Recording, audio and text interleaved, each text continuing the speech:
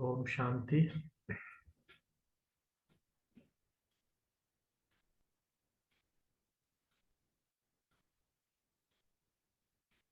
सभी बहनों भाइयों तक आवाज पहुंच रही है? ओम शांति भाई जी। हाँ जी, ओम शांति जी, आ रही है आवाज। और अपने अपने यहाँ साकार मुरली के जो पॉइंट्स हैं वो शेयर कर सकते हैं।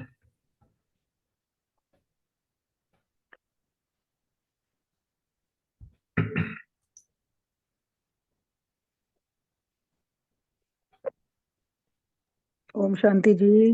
ओम आज की शांति। साकार मुरली आज की साकार मुरली से सम्मान लिया। पहले मैं जीवन मुक्त स्थिति में रहने वाली आत्मा हूँ। योगाभ्यास किया, मनमना भव, और धारणा में कि लक्ष्मी नारायण तब बनेंगे जब हम अभी संगम युग पर दैवी गुण धारण करेंगे। सेवा के लिए लिया कि सबको आत्मा भाई समझकर सेवा करनी है और सबको शांति धाम सुख धाम का रास्ता बताने की भी सेवा करनी है। चिंतन में लिया कि गृहस्थ व्यवहार में कमल फूल समान रहना है। स्मृति लाई कि नई दुनिया में सदैव हम खुशियां मनाएंगे क्योंकि वो सुख की दुनिया है, सुख धाम है। चेकिंग के लिए किया कि कोई अगर उल्टा सुल्टा बोले तो हमें मुख की ताली नहीं बजानी और सबके प्रति भाई भाई की दृष्टि रखनी है। ओम शांति। ओम शांति। मैंने आज जो सवाल दिया, मैं आत्मा गॉडली स्टूडेंट हूँ। योग के लिए रूहानी यात्रा में रहना है, अंतमति स्वगति हो जाएगी। धारणा के लिए जैसे बाप बच्चों को रूहानी सर्विस पर आए हैं, ऐसे बाप को फॉलो कर रूहानी सर्विस करनी है। खुशी की खुराक खानी है और खिलानी है। सेवा में ज्ञान के तीसरे नेत्र से अकाल तख्त नशीन आत्मा भाई भाई को देखने की मेहनत करनी है। भाई भाई समझ सभी को ज्ञान देना है। पहले खुद को आत्मा समझना है, फिर भाइयों को समझाना है, फिर ये आदत पक्की हो जाएगी। चिंतन में धंधा दौरी आदि करते हुए शिव बाबा को याद करते रहना है। याद से ही जंग उतरनी है। स्मृति, कोई उल्टी सुल्टी बात बोले तो चुप रहना है, मुख की ताली नहीं बजानी है, सहन करना है। चेकिंग में जो भी शक्तियां बाबा से मिली हैं उन्हें समय पर यूज करते रहना है। ओम शांति। ओम शांति जी। आज की साकार मुरली से सम्मान लिया। मैं गॉडली स्टूडेंट हूँ और धारणा के लिए लिया गृहस्थ व्यवहार में रहते कमल फूल समान रहना है, देही अभिमानी बनना है और दैवी गुण धारण करने हैं। और योग के लिए पॉइंट लिया कि रूहानी यात्रा पर रहना है, रूहानी यात्रा पर, और मन मनाभव और आत्मा भाई भाई का अभ्यास किया। और सेवा के लिए लिया कि रूहानी सर्विस करनी है, सबको बाप का परिचय देना है, बाप का पैगाम देते हुए शिव बाबा की याद दिलानी है। और जो चेकिंग का पॉइंट लिया, अपने को देखना है कि मैं उच्च पद पाने के लायक हूं, उसी हिसाब से अपनी कमियों को देखते हुए पुरुषार्थ करना है। सॉरी। ओम शांति। और स्मृति में लिया कि बाबा मेरे लिए हथेली पर स्वर्ग की सौगात लाया है। ओम शांति।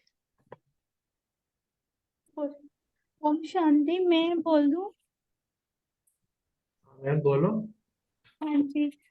सोमान है, मैं गॉडली स्टूडेंट हूँ। योग के लिए कि ज्ञान का एक ही अक्षर है, मन मना भव। धारणा सदैव हर्षित रहना चाहिए।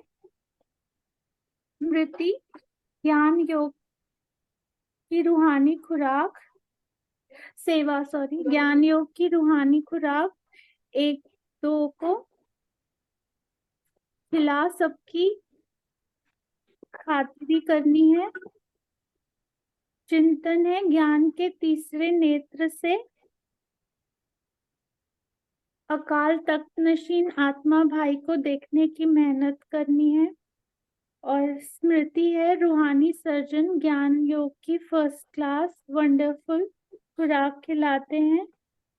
और चेकिंग है क्या खुद को आत्मा समझा। Thank you. ओम शांति। ओम शांति। आज का सम्मान मैंने लिखा है, 1 मिनट, कि मैं सदैव खुशी मौज में रहने वाली आत्मा हूँ। योग अभ्यास, जैसे अब रोज ही बात चल रही है कि देहमानी बनो, तो मैं इस पे ही प्रैक्टिस कर रही हूँ आजकल। तो देहमानी बनो, अपने को आत्मा समझ, मुझ बाप को याद करो, साथ साथ दैवी गुण धारण करो। और धारणा के लिए बाबा ने बोला कि लिखा कि मैंने कि कोई उल्टी सुलटी बात बोले तो चुप रहना है और सहन करना है।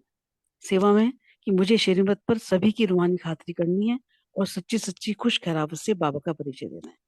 और चिंतन में मैंने बाबा को लिखा कि हम कैसे ब्रह्मा बाबा का समान चैतन्य चित्र बने, और श्रेष्ठ स्मृति की अतीन्द्रिय सुख की अनुभूति करनी है, अतीन्द्रिय सुख में रहना है।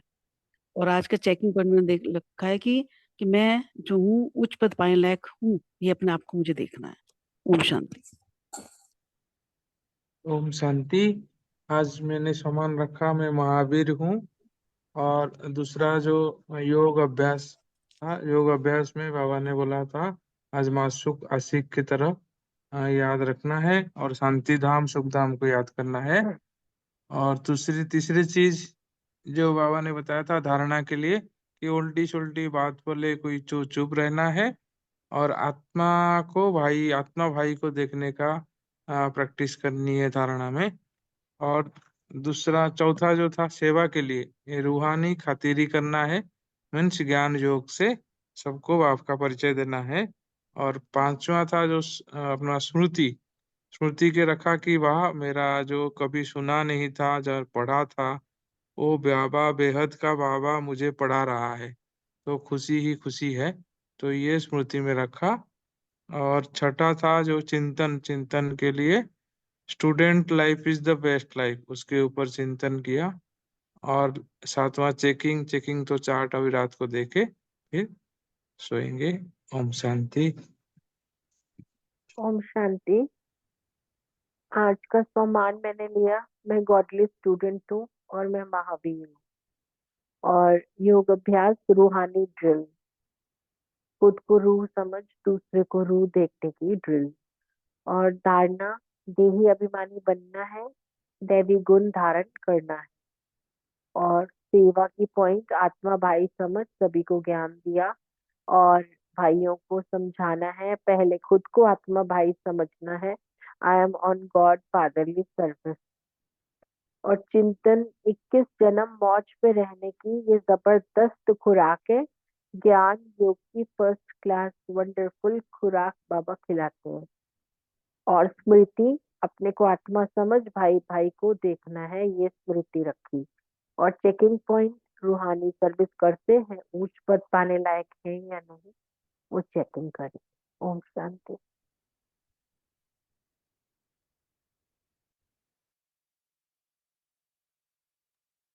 ओम शांति। सकार मुरली के सबके हो गए शायद पॉइंट, जो भी लाइन पे थे। 1 मिनट हाँ जी, बाबा को सब याद सबके करते हैं, हो गए। फिर मुरली शुरू करते हैं।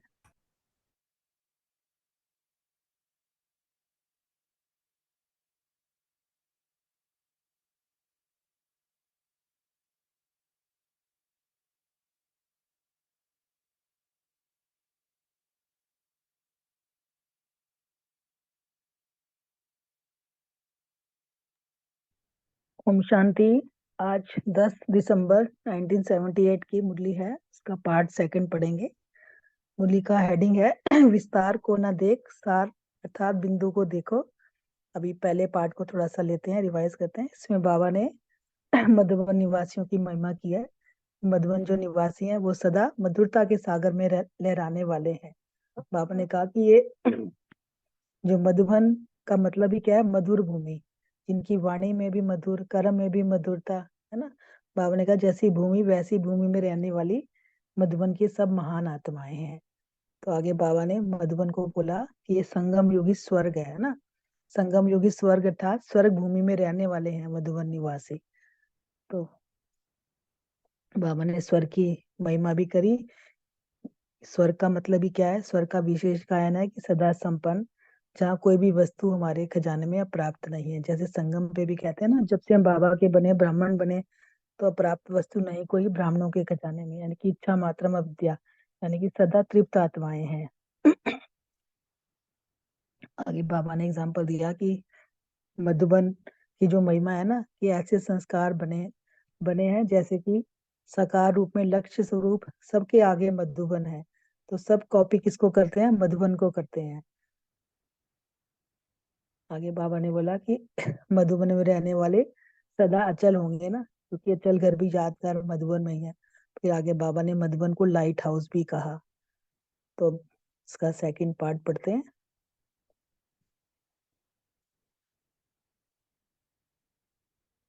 बाबा ने कहा शास्त्रों में भी मधुबन की महिमा विशेष गाई हुई है। तो मधुबन निवासी हर बात में विशेष आत्माएं, हर समय कोई विशेषता रखने वाली हो। मधुबन निवासियों को बाबा ने विशेष आत्माएं कहा है, और हर कोई के अंदर कोई ना कोई विशेषता हो। बाबा ने कहा जो भी ग्रुप आवे वह यह अनुभव करे तो मधुबन निवासियों में यह विशेषता थी। मतलब जैसे कोई भी हम ग्रुप लेके जाते हैं या खुद भी जाते हैं, तो हमें ये अनुभव हो कि मधुबन निवासियों में यह विशेषता थी, हर एक के अंदर कोई ना कोई विशेषता दिखाई दे। मधुबन स्वर्ग में हर आत्मा सदा तृप्त आत्मा संपन्न मूर्त थी। कि मधुबन में जो भी आत्मा थी, जो भी देखा वो मतलब संपन्न और तृप्त दिखी। इसका आधार है कि सदा एक लक्ष्य हो कि हम दाता का बच्चा बन सर्व आत्माओं को देना है।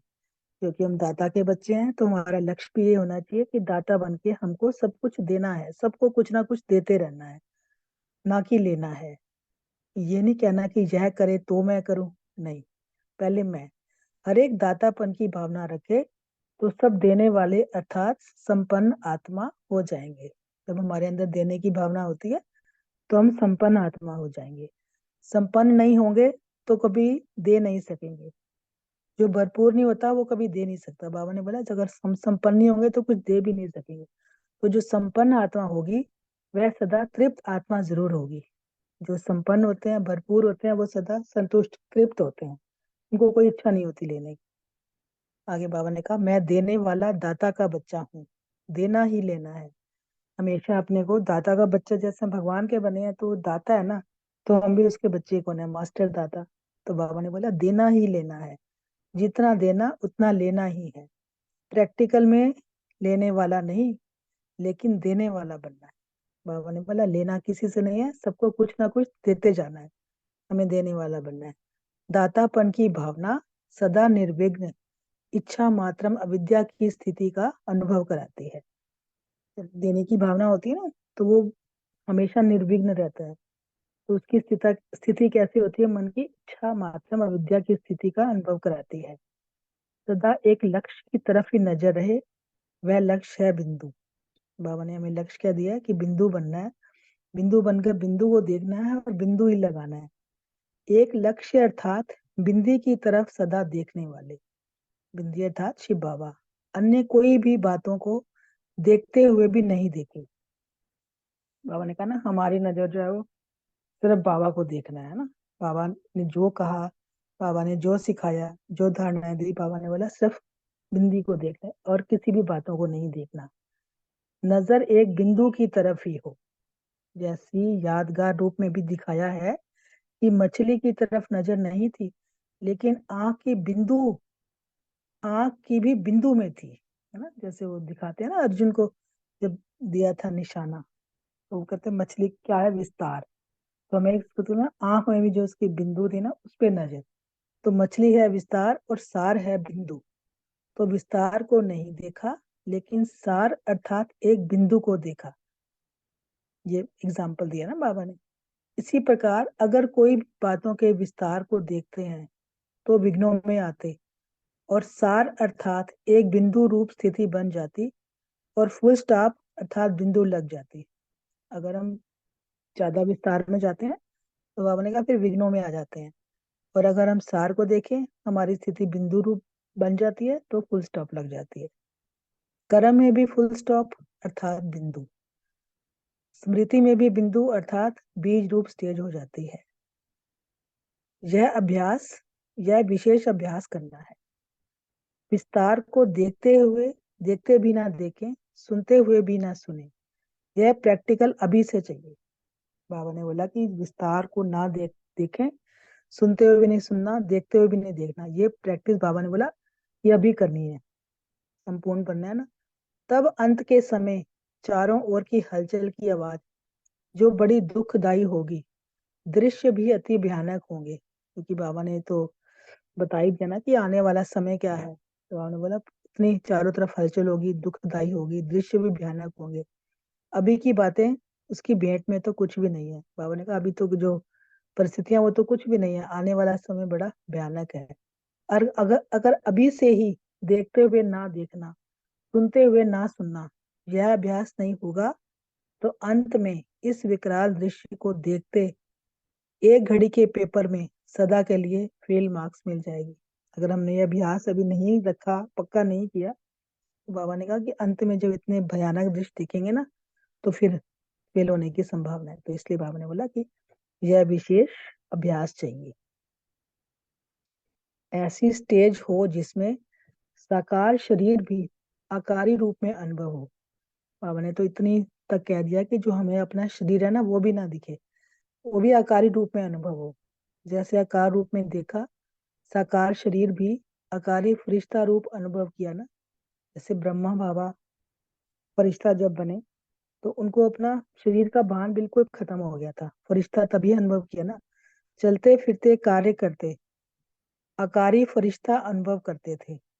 मतलब ऐसा लगता था जैसे आत्मा शरीर में आई और काम करके न्यारे और प्यारे हो गए। तो शरीर तो वही था ना, लेकिन स्थूल शरीर का भान निकल जाने के कारण स्थूल शरीर होते भी आकारी रूप अनुभव करते थे। तो ऐसा अभ्यास आप सबका हो, कर्मेंद्रियों द्वारा कर्म होता रहे, लेकिन मनसा शक्ति द्वारा वायुमंडल शक्तिशाली, स्नेह संपन्न, सर्व के सहयोग के वाइब्रेशन का फैला हुआ हो। बड़ी ऊंची स्थिति है इसमें। बाबा ने बोला मनसा शक्ति द्वारा वायुमंडल शक्तिशाली वायुमंडल बने, स्नेह संपन्न, सबके सहयोग से वाइब्रेशन फैला हुआ हो।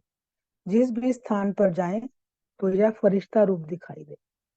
ये फरिश्ता रूप की पहचान है ना, कि वाइब्रेशन इतने पावरफुल हो कि उनको शरीर ना दिखे, फरिश्ता दिखाई दे। कर्म कर रहे हैं लेकिन एक ही समय पर कर्म और मनसा दोनों सेवा का बैलेंस हो। कोई भी जो भी हम कर्म कर रहे हैं उसमें बाबा ने बोला कर्म और मनसा दोनों सेवा का बैलेंस हो। जैसे शुरू शुरू में यह अभ्यास कराया था, कर्म भल साधारण हो लेकिन स्थिति ऐसी महान हो। जैसे शुरू में जब यज्ञ की स्थापना हुई तो इतनी महान आत्माएं इतना साधारण कर्म भी करती थी, लेकिन उनकी जो मन की स्थिति थी वो बड़ी महान थी। साधारण काम होते हुए भी साक्षात्कार मूर्त दिखाई दे। जो हमारी मन की स्थिति होती है ना, वही सबको अपील होती है। तो बाबा ने बोला ऐसी स्थिति हो कि काम कोई भी साधारण करे पर दूसरों को हम साक्षात्कार मूर्त दिखाई दे। कोई भी स्थूल कार्य, धोबी घाट या सफाई आदि का कर रहे हैं, भंडारे का कार्य कर रहे हैं, लेकिन स्थिति ऐसी महान हो।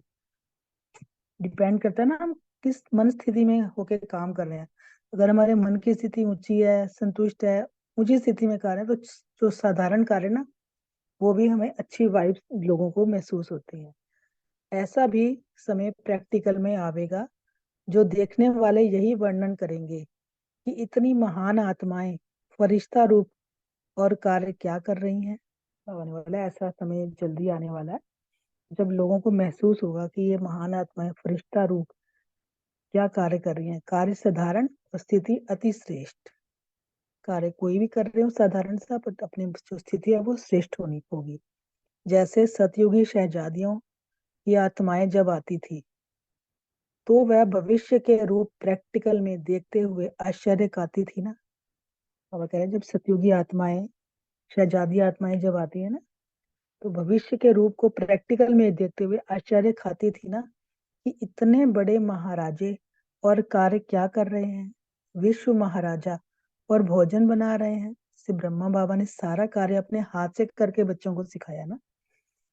विश्व की पहली आत्मा शिव बाबा श्री कृष्ण रूप में जब आएंगे, बाबा ने कहा देखो विश्व महाराजा और भोजन बना रहे हैं।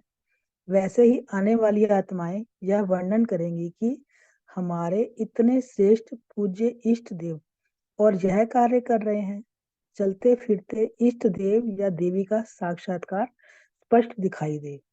बाबा कह रहे हैं हमारी जब मन की स्थिति इतनी ऊंची होगी, वाइब्रेशन इतने अच्छे होंगे, तो लोगों को, दुनिया वाले लोगों को अपने इष्ट देव और देवी का साक्षात्कार स्पष्ट दिखाई दे। अंत में प्रत्यक्ष स्वरूप, अंत में पूज्य स्वरूप प्रत्यक्ष देखने लगेंगे, फरिश्ता रूप प्रत्यक्ष दिखाई देने लगेगा। जब मन की स्थिति इतनी अच्छी हो जाएगी तो बाबा ने कहा पूज्य स्वरूप भी दिखने लगेगा और फरिश्ता रूप भी दिखाई देने लगेगा। जैसे कल पहले का भी गायन है, अर्जुन का साधारण सखा रूप भी देखा, लेकिन वास्तविक रूप का साक्षात्कार करने के बाद वर्णन किया कि आप क्या हो। इतना श्रेष्ठ और यह साधारण सखा रूप, इस स्थिति, इस रीति आपके भी साक्षात्कार होंगे चलते फिरते। बाबा ने हमें भी बोला कि जब आपकी स्थिति इतनी अच्छी हो जाएगी तो फिर आपके भी साक्षात्कार होंगे चलते फिरते। दिव्य दृष्टि में जाकर देखें, वह बात और है। जैसे शुरू में चलते फिरते देखते रहते थे, यह ध्यान में जाकर देखने की बात नहीं। जैसे एक साकार बाप का आदि में अनुभव किया, वैसे अंत में अभी सबका साक्षात्कार होगा। यह साधारण रूप गायब हो जाएगा, फरिश्ता रूप या पूज्य रूप देखेंगे। जैसे शुरू में आकारी ब्रह्मा और श्री कृष्ण का साथ साथ साक्षात्कार हुआ। जैसे शुरू में जब दीदियां दादियां आई तो उनको आकारी ब्रह्मा और श्री कृष्ण का साक्षात्कार होता था। वैसे अभी यह साधारण रूप देखते हुए भी दिखाई ना दे, आपके पूज्य देवी या देवता रूप या फरिश्ता रूप देखें। बाबा ने कहा कि जब हमारी पुरुषार्थ इतना ऊंचा हो जाएगा कि उनको हमारा साधारण रूप नहीं दिखेगा, उनको अपने पूज्य देवी देवता और फरिश्ता रूप देखेंगे। लेकिन यह तब होगा जब आप सबका पुरुषार्थ देखते हुए ना देखने का हो। बाबा ने कहा ये स्थिति तब बनेगी जब आप सबका पुरुषार्थ, यानी कि हम सबका पुरुषार्थ, बाबा ने कहा ना देखते हुए नहीं देखना, सुनते हुए नहीं सुनना, जो भी परिस्थितियां आए, तब ही अनेक आत्माओं को भी आप महान आत्माओं का यह साधारण रूप देखते हुए भी नहीं दिखाई देगा। आंख खुले खुले 1 सेकंड में साक्षात्कार होगा। ऐसी स्टेज बनाने के लिए विशेष अभ्यास बताया कि देखते हुए भी ना देखो, सुनते हुए भी ना सुनो, एक ही बात सुनो और एक बिंदु को ही देखो। विस्तार को ना देख एक सार को देखो, विस्तार को ना सुनते हुए सदा सार को ही सुनो। ऐसी जादू की नगरी यह मधुबन बन जाएगा। बाबा ने मधुबन की महिमा की कि मधुबन जो है वो जादू की नगरी बन जाएगी। तो सुना मधुबन का महत्व, अर्थात मधुबन निवासियों का महत्व। अच्छा, ओम शांति। शुक्रिया बाबा, शुक्रिया सभी का। अब सभी थोड़ी देर योग में रहेंगे, फिर अपने अपने क्वेश्चन का आंसर देंगे। ओम शांति।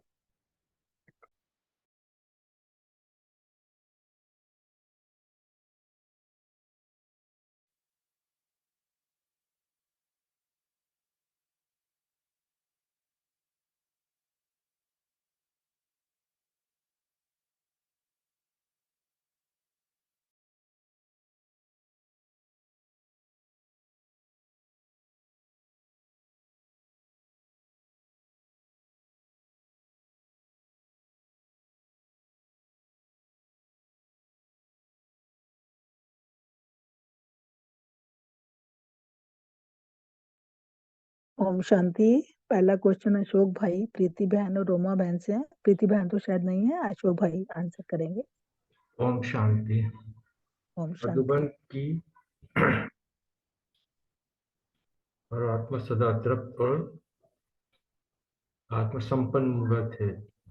बाबा ने इसके बारे में अभी जैसे आपने बहुत अच्छे तरीके से बताया था, पूरी पूरी मुरली में ही जो है पिछले पार्ट में मधुबन की सारी गायन बताया है कि मधुबन जो है मधुरता का सागर में लहराने वाले बाप की कर्म भूमि है, चरित्र भूमि है, मिलन भूमि है, महान भूमि है।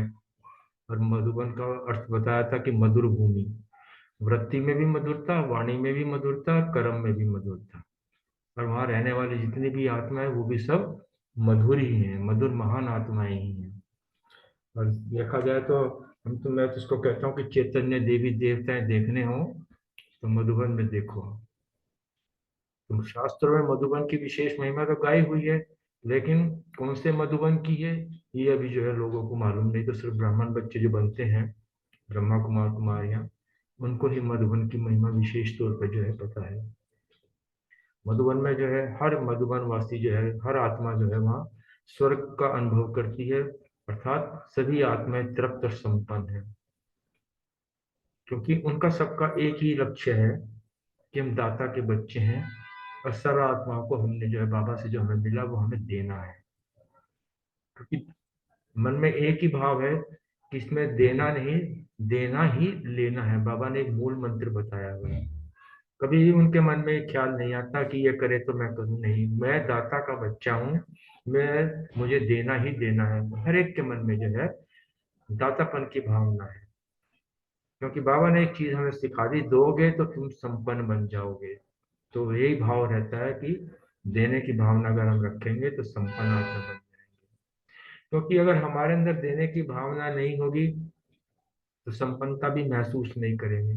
जब संपन्न आत्मा बनते हैं तो आत्मा तृप्त हो जाती है, क्योंकि भाव तो कहते हैं ना, ये तो ज्ञान तो वो ऐसा खजाना है जितना बांटो उतना बढ़ता है। तो यहाँ देने का भाव ये ज्ञान से ही है। तो ज्ञान जितना जितना हम बांटते हैं वो उतना उतना हमारे पर मल्टीप्लाई होकर जो मैनी फोल्ड्स जो है वो हमारे खजाने में बढ़ता रहता है।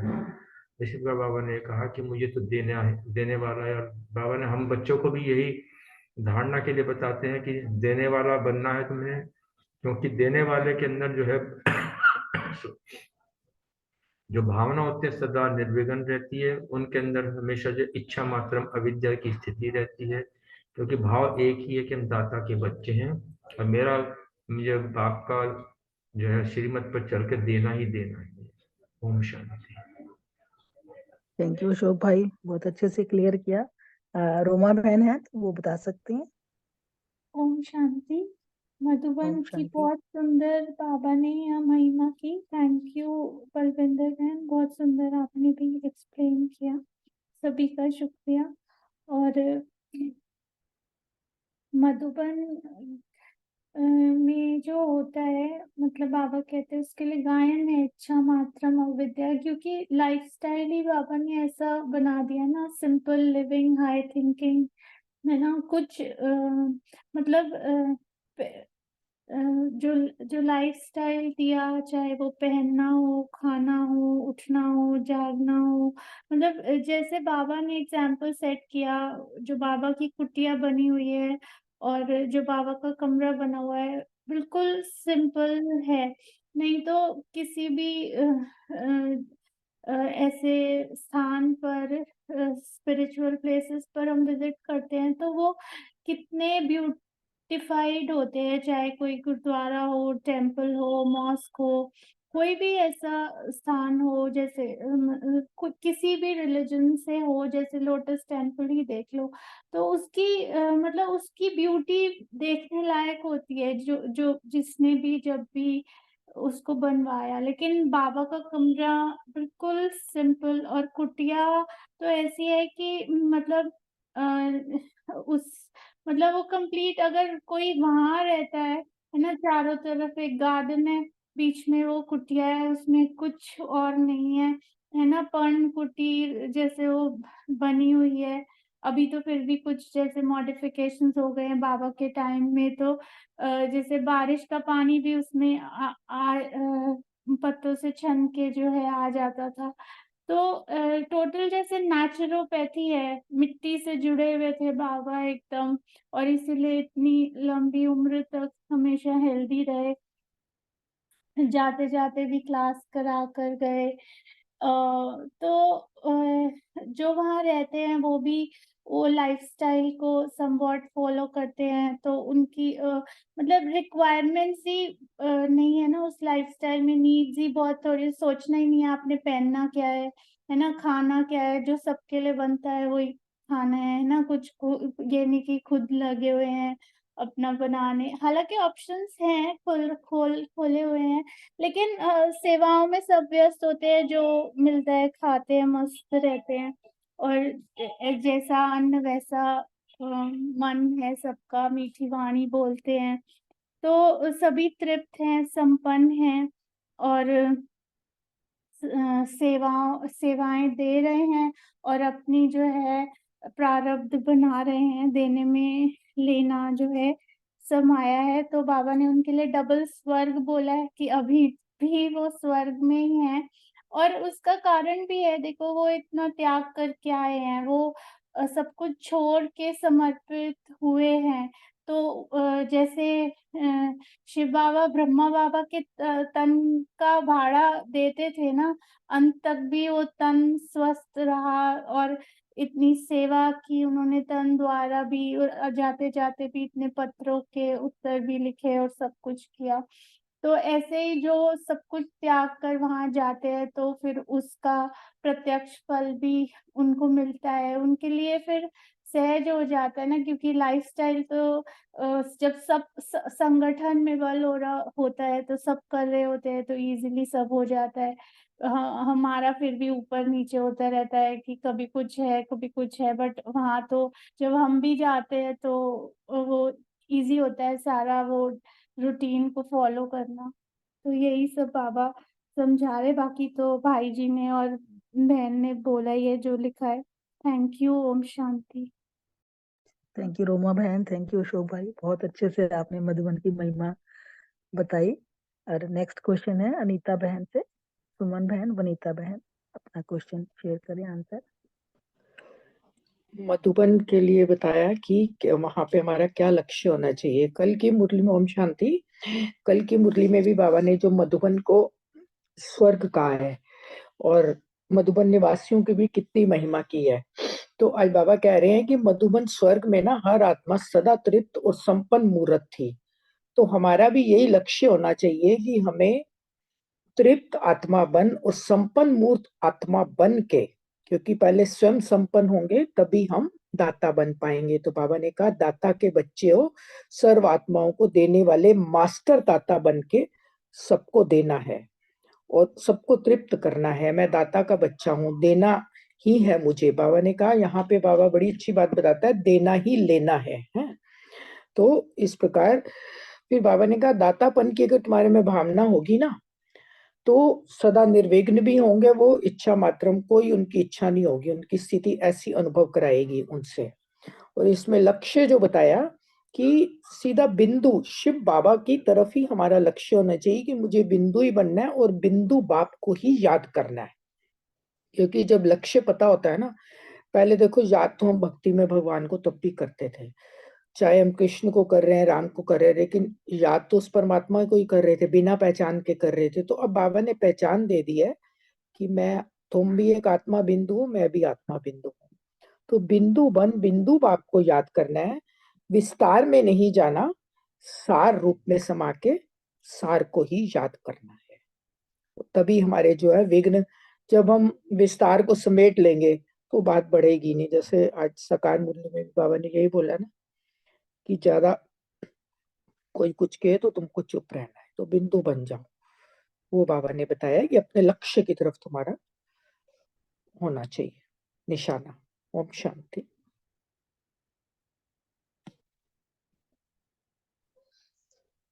ओम शांति।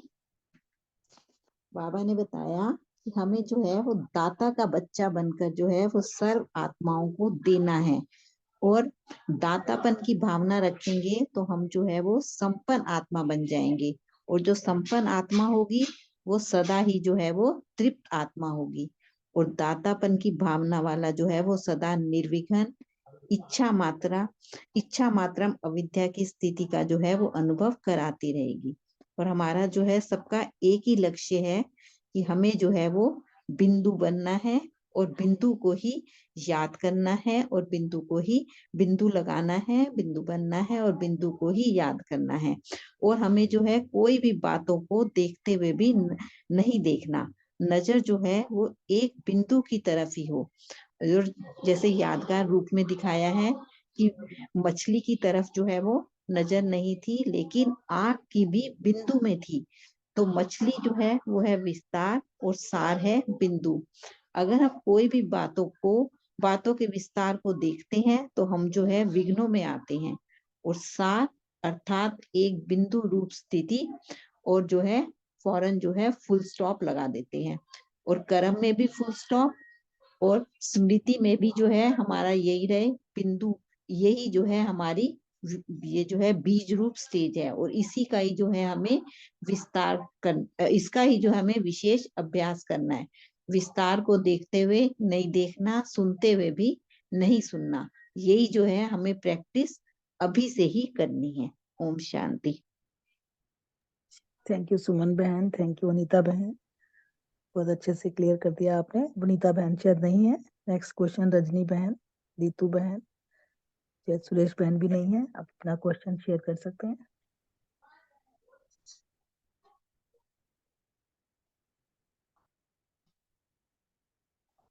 रीतू ओम बहन शांति। बोलेंगी? ओम शांति जी, हाँ बोलिए बोलो, रजनी आप बहन। बोलो बोलो। ऋतु बहन है? हाँ जी, हाँ जी, आप बोलो, बोलिए आप।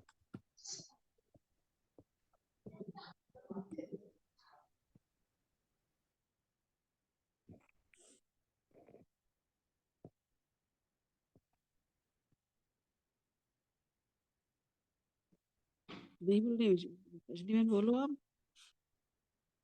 रितु बहन आप बोल दो। हाँ जी, हाँ जी, ओम शांति। आज बाबा ने क्वेश्चन की स्टेज कौन सी देखना चाहते हैं बाबा, तो ऐसी स्टेज जिसमें साकार शरीर भी आकारी रूप में अनुभव हो, यानी कि हम साकार शरीर में लेकिन हमें हमारा फरिश्ता रूप नजर आए, ऐसा अनुभव हमें। तो जैसे साकार रूप में देखा बाबा को, देखा हमने ब्रह्मा बाबा की बात जैसे बताते हैं कि साकार शरीर भी आकारी फरिश्ता रूप अनुभव किया। वो साधारण काम करते हुए भी ना अपने उस आकारी स्वरूप में रहते थे। अगर कोई उससे मिलने भी आता था तब भी उनको कृष्ण का या विष्णु का वो होता था साक्षात्कार उनसे। तो बाबा ने अपने आप को इतना तैयार किया, चलते फिरते कार्य करते अकार्य फरिश्ता अनुभव करते थे सब। वो खुद भी करते थे और सब, और जो बच्चे थे वो भी करते थे। तो शरीर तो वही था ना, लेकिन स्थूल शरीर का भान निकल जाने के कारण स्थूल शरीर होते हुए अकाय रूप अनुभव करते थे। इतना उनका अभ्यास था कि वो आकारी रूप अनुभव करते थे, स्थूल शरीर में रहते हुए भी लगते थे जैसे फरिश्ते के रूप में चल रहे हैं बाबा, ऐसा फील होता था। तो ऐसा अभ्यास बाबा कह रहे आप सबको करना है। कर्म इंद्रिय द्वारा कर्म होता रहे, लेकिन मनसा शक्ति, ये दूसरा क्वेश्चन है। बाबा ने ये कहा कि अपना ऐसा अभ्यास सबका हो, कर्म इंद्रिय द्वारा काम करता रहे, लेकिन अपना फरिश्ता रूप याद रहे, स्थूल शरीर भी भूल जाए। उसको ऐसा लगे कि जैसे ये फरिश्ता है और साकार रूप होते हुए भी आकारी लगे। ओम शांति। जी थैंक यू ऋतु बहन। मेरी आवाज आ रही है? मेरा नेटवर्क मुझे लगता है गड़बड़ कर हाँ रहा जी, है। आ रही है जी, आ रही है। आ रही है। हाँ जी, हाँ जी, ठीक है। क्योंकि नेटवर्क तो दिखाई नहीं देता है ना, तो बाबा कहता है देखते हुए भी नहीं देखना है, सुनते हुए भी नहीं सुनना है। मुझे पता नहीं चलता नेटवर्क चल रहा है कि नहीं चल रहा, बट आप सुन रहे हो, आपको सुनाई दे रहा है। तो बाबा कहता है ये प्रैक्टिस हमें होनी चाहिए, यानी कि साक्षी दृष्टा भी बनना है और कर्म तो करना ही है। ये नहीं है कि साक्षी दृष्टा है तो हमें कर्म नहीं करने हैं। कर्म हमें बहुत बाखूबी करने हैं, बहुत ढंग से, पूरे 100% उसके ऊपर ध्यान देके करना भी है। मगर उसकी जो इफेक्ट है हमारी आत्मा पे नहीं, कर्म तो हाथों से कर रहे हैं। तो ये साक्षी दृष्टा जो हो गया बहुत अच्छा, नहीं हुआ तो भी अच्छा, जो होगा वो और अच्छा हो जाएगा। तो ये बाबा ने कहा कि लास्ट में ना हलचल बड़ी होगी। वैसे भी हम भी अभी देखते हैं कि हर घर में अभी देखा तो हलचल कहीं ना कुछ हो रही है। इतने बड़ी बड़ी दुखदाई और बाबा ने कहा भयानक दृश्य आएंगे। और सुनने में भी जब आता है, मैं तो सच्ची में कहती हूँ, मुझे कभी मेरे युगल न्यूज की सुनाते हैं 3रा पेज, तो मैं कहती हूँ प्लीज मुझे ये मत सुनाया करो। मैं तो खोलती नहीं न्यूज़पेपर, वही पढ़ते हैं। तो कभी बोलते हैं तो मैं कहती हूँ प्लीज ये नहीं सुनाओ मुझे, क्योंकि जो इतनी भयानक चीजें हैं होने लग गए, कलयुग है और ये होने, दुख भी होना है और सबके वो भी होता है कि कैसे कैसे जो आत्माएं हैं कर रही है। तो इसलिए हमें इसको इग्नोर करते हुए सिर्फ अपने आत्मिक भाव में सबके लिए शुभ भावना रखते हुए इन सब को देखते हुए भी ना करना। बाबा कहता है कि 1 मिनट का तो हमें टाइम नहीं मिलना, 1 सेकंड की बात है। अगर हम इधर उधर फंस गए, इधर उधर ध्यान दे दिया, तो वो फिर बाबा कहते हैं फिर हमारे तो मार्क्स कट जाएंगे, फेल भी हो सकते हैं। तो ये अभ्यास बाबा चाहता है हमारे बच्चे, मेरे बच्चे जो हैं, सिर्फ फोकस वहां करें जहां पे बाबा ने हमें हिदायत दी हुई है, वहां पे ही करना है। साकार शरीर की बजाय आकारी रूप अभी तो जैसे भी पीछे भी चल रहा था ना फरिश्ता रूप का ही, तो प्रैक्टिस भी करती थी बीच बीच में कि मैं वाकई में आकारी रूप में हूँ, चारों ओर से लाइट निकल रही है। तो ये प्रैक्टिस करते करते करते आदमी फिर वैसा चलने फिरने का कोशिश भी करता है कि पैरों से आवाज नहीं हो, चलना कैसे हो, सहज रूप से हो। तो ये बाबा चाहता है हम बच्चों से कि हमारी स्थिति अभी से ऐसी हो जाए ताकि दूसरों को भी उससे फायदा हो, वो देख के उनको अनुभव हो, और हमारे को भी कोई ज्यादा फिर, क्योंकि लास्ट वक्त में ये ना हो कि हम कोशिश ही करते रह जाएं। तो बाबा परफेक्ट पहले से ही जाता है कि आप ये करके तैयार हो जाओ, बाबा से चाहते हैं। ओम शांति। थैंक यू रजनी बहन, थैंक यू रितु बहन, बहुत अच्छे से बताया कि बाबा भी हमारा फरिश्ता स्वरूप देखना चाहते हैं कि हम कर्म करें और लोगों को हमारा शरीर ना दिखे, लगे कि जैसे फरिश्ते आए हैं काम करके चले गए हैं। नेक्स्ट क्वेश्चन मीतू बहन और अर्चना बहन जी के लिए है। मनसा शक्ति के लिए बाबा ने क्या कहा? ओम शांति, थैंक यू। इसमें संकल्प की गति के ऊपर अटेंशन खिंचवाया बाबा ने। मंत्र संकल्प की जो हमारी गति है और जो हमारी मानसिक स्थिति है, ये हमारे घर के चारों ओर फैलती है और इसको हम जितना दूर तक चाहे उतना फैला सकते हैं, इतनी मंत्र संकल्प में शक्ति होती है। तो हमारी मानसिक स्थिति को हमें बहुत ध्यान देना है कि हमारी मानसिक स्थिति बहुत अच्छी और ऊंची रहे। जो बाबा ने हमें संकल्प दिए हैं उसके अकॉर्डिंग रहे, तो हमारे संकल्पों की जो गति होगी वो दूर दूर तक फैलती है। अब चाहे वो अच्छी स्थिति हो मानसिक या फिर बुरी, तो हमें स्थिति का बहुत ध्यान रखना है मनसा की, क्योंकि हम सब मधुबन निवासी हैं, चाहे हम रहते कहीं भी हैं। और कर्म करते हुए भी मनसा की बहुत बड़ी रिस्पॉन्सिबिलिटी समझते हुए हमें चलना है। इसके लिए जैसे कहते हैं ना, साधारण कार्य करते भी स्थिति महान है। सूर्य भाई जी का हम एग्जाम्पल लेते हैं कि वो भंडारे का काम करते थे, जैसे भोजन बनाने का उनका सारा डिपार्टमेंट उनके हाथ में था। तो वो साधारण कार्य करते भी उनकी स्थिति कितनी महान रही, जो वो आज इतनी ऊंची स्टेज पे पहुंच गए। तो यही हमें ध्यान रखना है। ओम शांति, थैंक यू। शांति, बाबा ने आज जो बताया है मनसा शक्ति के लिए, तो जैसे ब्रह्मा बाबा स्थूल कर्म करते भी, साधारण कर्म करते भी कितनी ऊंचे अपने लक्ष्य में और अपने बाबा में इतने मगन रहते थे कि उनसे साक्षात्कार हो जाते थे। तो बाबा ने ये बताया कि मतलब हमको फॉलो फादर करना है ना हर चीज में। तो अब हमको यही अभ्यास करना है कि कर्मणा में भी हम जब आते हैं तो उसमें भी कर्मेंद्रियों से कर्म होते भी, लेकिन मनसा से हमारे गुड वाइब्रेशंस पहले शक्तिशाली स्नेह संपन्न वाइब्रेशंस जब फैलेंगे तो मतलब हमारा जहां भी हम होंगे तो फरिश्ता रूप दिखाई देगा। तो बाबा ने ये कहा, तो ये बैलेंस चाहिए मनसा और कर्मणा सेवा का। तो यही चीज है। बाकी तो आगे नेक्स्ट क्वेश्चन है। Thank you. थैंक यू अर्चना बहन, थैंक यू मीतू बहन। अब लास्ट क्वेश्चन है रमनी भाई जी के लिए। विजय भाई तो शायद नहीं है, रमनी भाई जी शेयर करेंगे। ओम शांति। बाबा ने इसमें पहले से ही हमारा जो पहला पार्ट है आत्मा का, बाबा ने आज बिंदु के रूप में बताया कि बिंदु देखो, बिंदु एक ही देखो, एक ही बिंदु को देखो, एक से ही सुनो, एक मतलब दूसरा कुछ देखना ही नहीं है। तो बाबा ने इसमें ये अभ्यास किया था खुद, तो खुद अभ्यास करते करते देहवान से न्यारे हो गए। तो देहवान से न्यारे हो गए, लास्ट में हमको बच्चों को भी वही चाहते हैं वो, कि बिंदु को देखना है, एक ही बिंदु को देखना है। आत्मिक अभ्यास जितना करेंगे तो उतना देहभान भूलता जाएगा, तो देह हल्का लगने लगेगा और दूसरे भी उसको फरिश्ता साक्षात्कार करेंगे। तो बाबा यही बताता है इसमें। इसमें जो अच्छी जो नई चीज बता इसमें है कि बाबा जो साक्षात्कार कराते थे ना, साक्षात्कार तो क्या होगा, जो ट्रांस से जाते थे, ट्रांस जाके जो आत्माएं आत्मा के अंदर जो देवी आत्माएं जो प्रवेश कर जाती थी, तो उनका व्यवहार बाबा ने यहाँ बताया कि वो साधारण वो आते थे, तो हमारे जो जो कोई कुछ काम करता था ना, वो देखते थे तो इसका तो देवता ही शरीर है, देवता ये तो राजा बनेगा सत्ययुग में, उनको वो साक्षात्कार होता था। उनको दिखाई देता था कि ये नहीं है जो खाना बना रही है, अभी संगम युग में खाना नहीं बनाती है, ये तो सत्ययुग महाराजा है और ये क्या कर रही है। तो हम जयपुर में भी ऐसे ही करते थे। जयपुर में जो दीदी थी वो ट्रांस में जाती थी दिवाली के टाइम में, होली के टाइम में।